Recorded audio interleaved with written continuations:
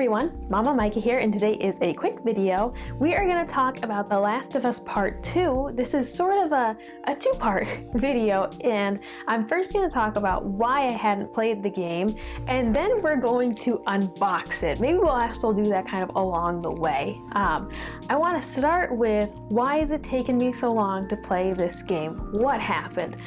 Basically, I was one of the people who the game was spoiled for, and while some of those details that were revealed ended up not being true, and this whole video will be spoiler free, so don't worry about that here, but I ended up still having some major plot points spoiled that were indeed true. And at the time of those spoilers happening, I had pre-ordered the game, but in my heart, I was just disappointed. I was deeply disappointed that, firstly, the game had been spoiled and that the experience just wouldn't be the same because I'd be expecting these events to happen.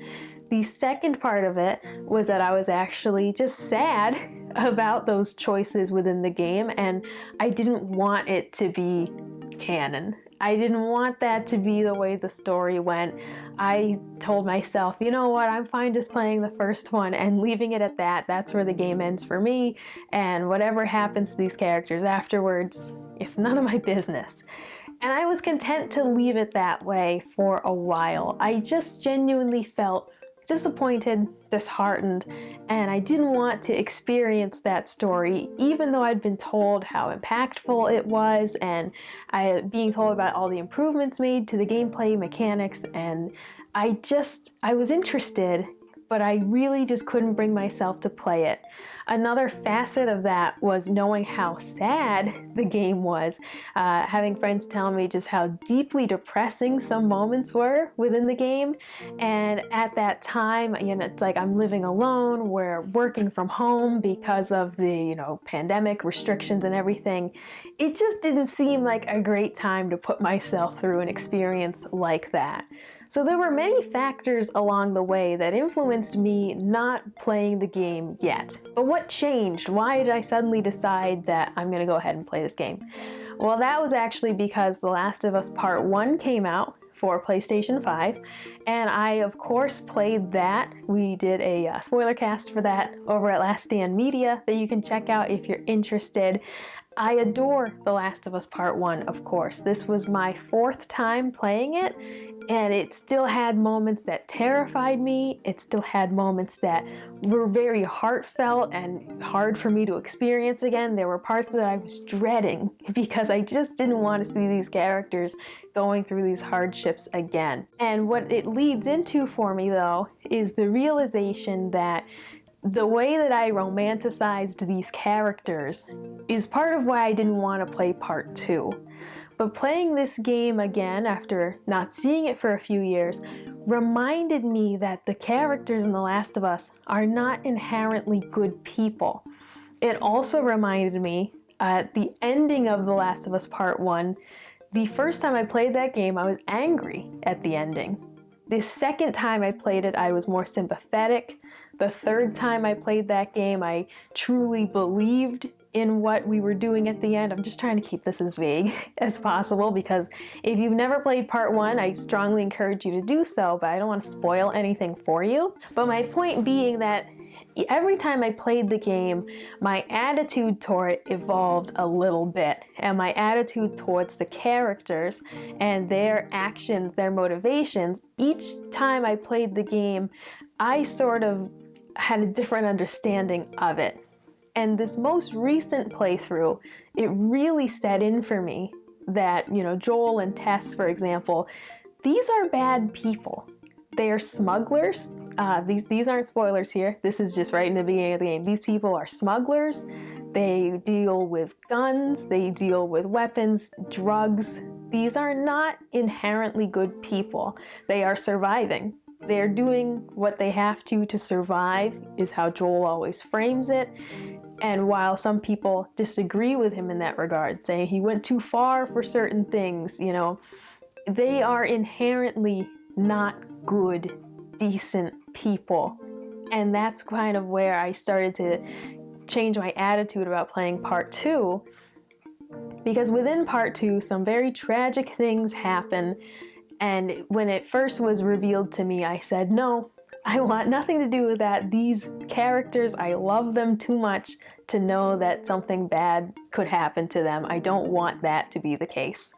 But as I played part 1 again and played it with a more objective lens of trying to remember how it felt the first time I played this game, before I fell in love with these characters, before I truly cared about them, I realized that they just aren't the people I built them up to be in my heart. I can still appreciate their motivations and their drive, but when you look at them objectively, they make a lot of mistakes. So it softened me to the idea of playing part 2 and not holding these characters up on such a pedestal that they should be untouchable, that nothing bad should ever happen to them, because they do sort of have a lot of karma built up. They've done some very bad things. So because of those reasons, I am finally going to play The Last of Us Part 2. And before we can play it, of course, we have to unbox it. I ordered myself a fresh copy off of Amazon. And let's go ahead and tear right into this. Let me give it a... It doesn't sound like the disc is loose. I have recently, whenever I order PlayStation 4 games, the disc is always loose in the case. It's, 90% of the time, the disc is going to be loose in there. Look at that. One piece plastic removal. Bravo to me. Please clap. But the disc is usually loose in these games. Something happened with the PS4 cases where every time I order a game, it arrives, you can hear it rattling around in there. So this was a rare one for that to not happen. The back of the game says, experience the devastating physical and emotional consequences of Ellie's vengeance as you embark on a relentless pursuit of those who've wronged her. A complex and emotional story, tense and desperate action survival gameplay, a beautiful yet dangerous world. And that was part of what I wanted to play as well, was seeing how great part 1 looked on PS5 made me just very interested in how this game will look. Obviously this is for PlayStation 4, but it's going to look fantastic. And part of that being that some of the animations that were done in this game were brought over to part 1. So I was interested to see what this was all about. Let's pop this open. Oh, and what do we have in here? We got, okay, Predator Hunting Grounds. What is that? What is that? I don't know. I'm trying to get the disc going the right way here. I don't know what the hell that is. Obviously it's old because this is not a new game. So I don't know what Predator Hunting Grounds is. Oh, Predator like the man? Oh, he's not a man, he's a monster. Now I see it. Now I see his face back here. And there's also an ad for Ghost of Tsushima in here, which I adored that game. That was definitely a favorite for me. Ooh, and they've decorated the inside.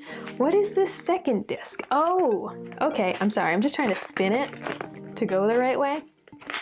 So, okay, we've got a data disc here, and then we've got a play disc here.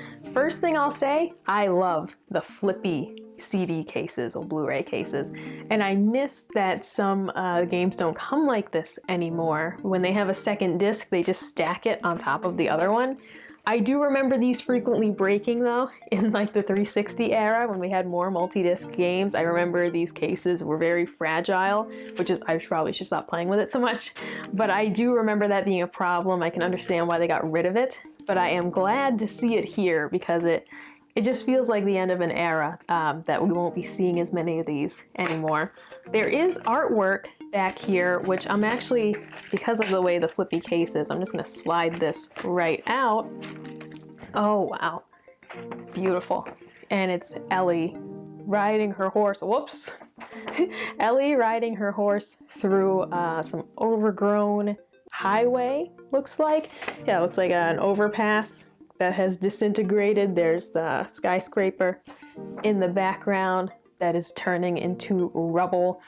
A huge part of, the appeal of these games for me is the, nature reclaiming these spaces. And in the first game, it was very apparent. It'll be interesting to see this game, which is set several years later, if they've scaled it up more as to these areas that are rarely touched by humans, see how they look in contrast to the places where humans routinely inhabit and are maintaining. Because that was a huge part of this first game for me, was seeing the way these places just disintegrate. And it doesn't take very long for nature to really just get its grips on these buildings and landmarks, and suddenly it just looks like people are barely a factor anymore in the world. So that was an unboxing of The Last of Us Part 2 with cool flippy 2-disc case. That was an unexpected surprise, and a little overview of why I hadn't played it and why I've decided to play it now. Let me know in the comments below if you've played Part 2, if you've held off from playing it. Let me know your reasons why. Try to keep it spoiler free for those of us who haven't played it yet and are on the fence still, but I do expect to play this very soon. I'm currently in the middle of a couple of games that you'll find out about soon, but I'll be putting this on the top of the list, so to speak, because I really want to get into it and just finally see what it's all about. Like, comment, subscribe if you want to see more, and I'll see you next time. Bye!